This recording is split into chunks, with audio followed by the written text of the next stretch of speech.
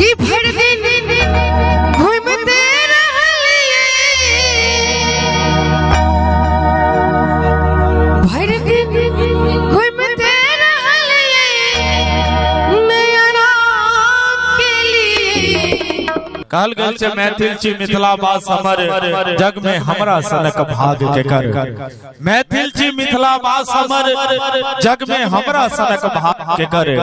जेतो भेटे भिक्षा संगे शिक्षा के करत हमर माटी के बर्तर।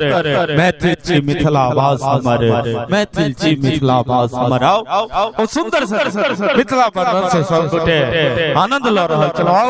आदेशानुसारे हमरा एक बेर नहीं 3 बेर रिपीट भ गेल।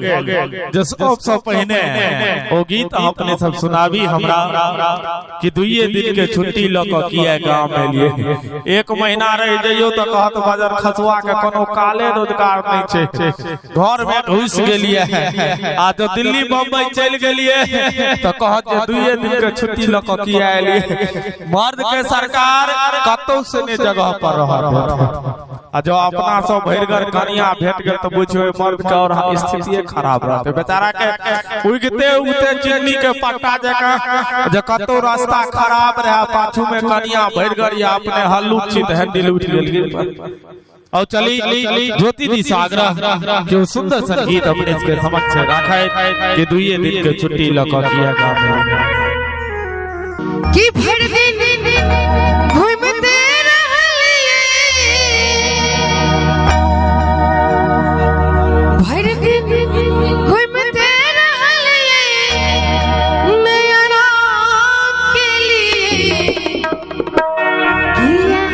2 दिन छुट्टी ला गांव में,